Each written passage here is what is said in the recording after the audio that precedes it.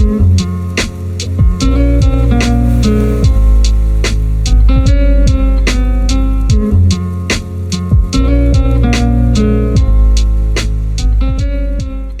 à tous, je suis très heureux de vous accueillir pour notre deuxième vidéo.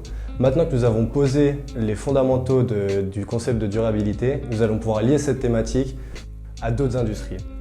Hugo et moi sommes passionnés de sport depuis tout petit et c'est d'ailleurs pour cette raison que nous avons fondé ensemble à Lausanne Askins, une association étudiante dont le but est de promouvoir l'industrie du sport au sein du milieu étudiant. Il était donc très important pour nous de pouvoir relier cette thématique à la durabilité. Au-delà de la pratique, le sport est aujourd'hui une industrie qui génère de nombreux flux humains, financiers et matériels. Pour pouvoir décortiquer avec vous tous les aspects de cette industrie, j'ai le plaisir d'accueillir Neil Beecroft.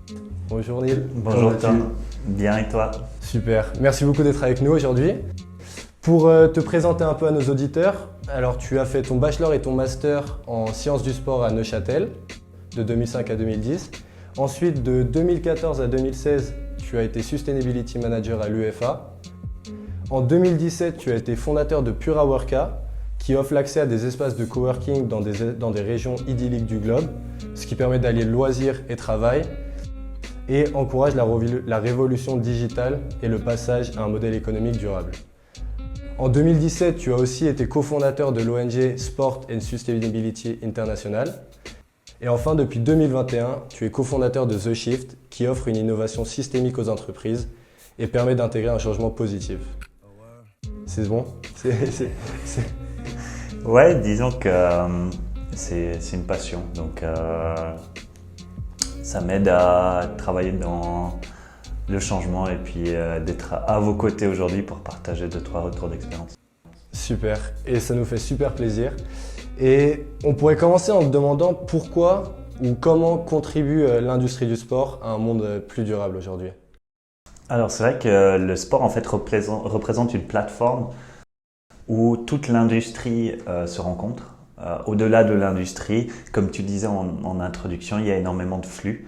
Et pour moi, je vois énormément d'opportunités pour le changement, que ce soit aussi dans le domaine public ou privé ou que ce soit au sein de notre société.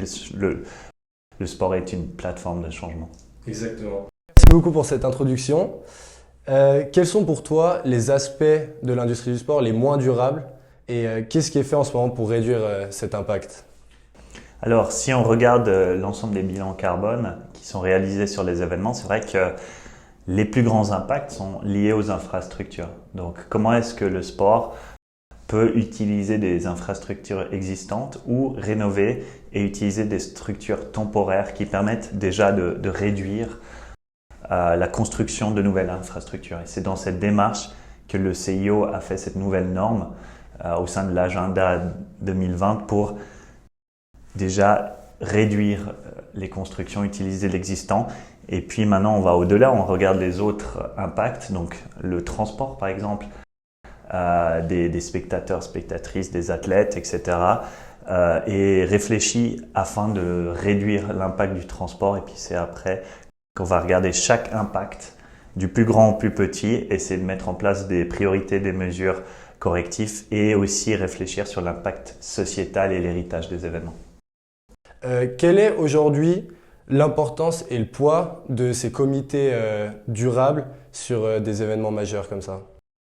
Alors c'est vrai qu'on voit de plus en plus au sein de ces organisations, non seulement des commissions de durabilité, mais aussi des chefs de projet en durabilité, des volontaires, des personnes qui travaillent à l'intérieur sur ces thématiques et des commissions qui sont là aussi avec des parties prenantes pour inciter l'organisation à progresser sur ces thématiques.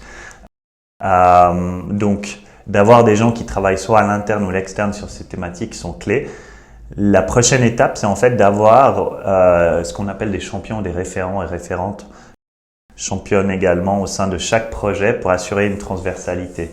Parce que quand on va dans un domaine d'expertise, la billetterie, les espaces VIP et hospitalité, il faut répliquer ces thématiques de durabilité au sein de chaque fonction, au sein de chaque pilier de l'organisation. Et c'est là où on augmente d'une dimension et on progresse encore plus rapidement. Ma troisième question, c'est le fait que la pratique du sport en fait en tant que telle a pas d'impact négatif sur l'environnement si on considère juste la pratique, mais elle génère énormément de flux comme on le disait en introduction.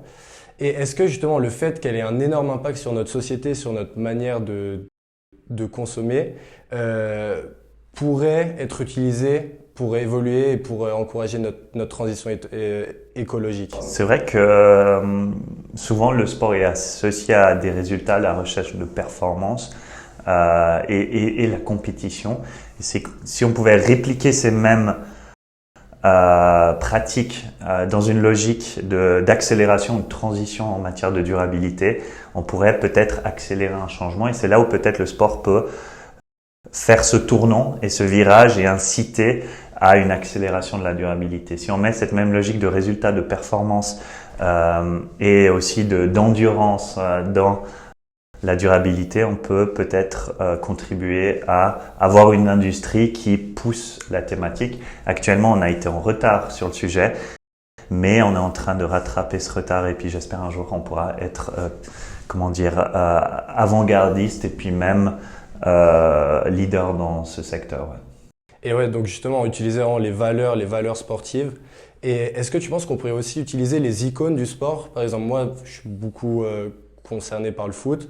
Utiliser vraiment des icônes de chaque sport pour encourager cette transition. Est-ce que ça se fait? Est-ce que ça va se faire? Alors, c'est vrai qu'on parle de plus en plus d'influenceurs, influenceuses sur les réseaux sociaux.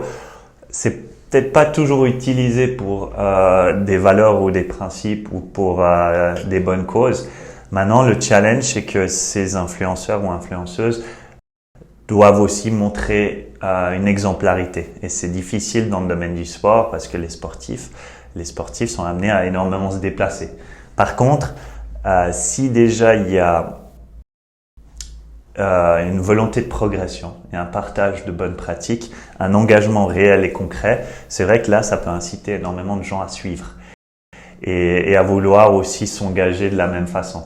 Si c'est un politicien, une politicienne ou si c'est peut-être d'autres secteurs qui évoquent la durabilité, peut-être que la caisse de résonance n'aura peut-être pas le même effet que si c'est un sportif ou une sportive à haut niveau. Ouais. Super.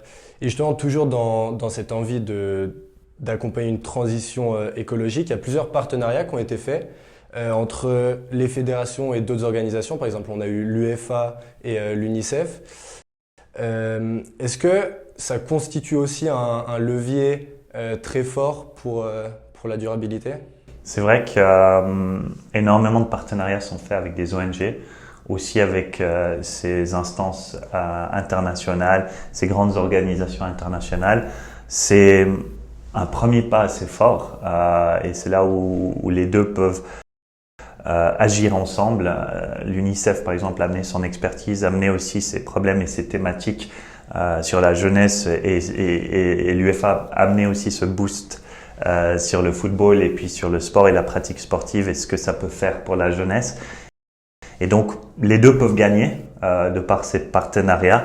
On le retrouve sur différentes thématiques, que ce soit sur l'environnement, que ce soit sur le social, que ce soit sur l'humanitaire. Maintenant, à l'interne de l'événement, il y a aussi besoin d'accélérer cette transition sur les opérations pour avoir cette cohérence à l'interne et à tous les échelons de l'organisation et puis au sommet, bien évidemment, faire ces partenariats hautement stratégiques. Si on prend l'exemple de l'UEFA, elle a d'abord énormément créé de partenariats et puis après, elle a mis l'accent sur les opérations et puis maintenant, elle peut avancer conjointement sur ces deux aspects-là. Ouais. Top. Alors, pour conclure un peu cette discussion, toi, tu es aussi entrepreneur dans ce milieu. Qu'est-ce qui t'a poussé déjà à t'engager sur cette voie dans l'industrie du sport? Alors, déjà le sport c'est aussi comme vous une passion et en fait de travailler dans le sport c'est pour moi une opportunité de changement. On est au milieu de l'action, on a contact avec l'ensemble de l'industrie, on retrouve des grandes marques qu'on pourrait pas vraiment interagir avec en étant hors du système. Là, on est vraiment dans le cœur du système. Et donc, il y a ce côté de changement et volonté de changement. Et dans cette logique d'intrapreneuriat, donc changer le système depuis l'intérieur, on est vraiment bien placé pour le faire. Et pour changer le système, la durabilité nécessite une théorie du changement et d'évolution. Donc, on a besoin de mettre en place des pratiques d'innovation. Et pour moi, en fait, l'un va avec l'autre. La durabilité ne coule encore pas de source, donc il faut réussir à convaincre, il faut arriver avec des projets, il faut arriver à créer énormément de solutions par rapport à tous ces problèmes qu'on rencontre. Et puis du coup, ma fibre entrepreneuriale, elle était déjà là, elle s'est développée, puis elle s'est agrandie au fur et à mesure que les projets, les actions ont été mis en place. Et puis je retrouve ça maintenant en dehors. Et en fait, il y a énormément de similitudes entre l'entrepreneuriat, l'intrapreneuriat, la durabilité, l'innovation. Et puis, on travaille actuellement sur comment fusionner en fait la durabilité et l'innovation. Et on pense que les deux peuvent jouer ensemble un rôle d'accélérateur. Génial. Eh ben, Neil, merci beaucoup d'avoir répondu à nos questions. Je pense qu'on a appris plein de choses intéressantes. Et puis voilà. Merci à vous.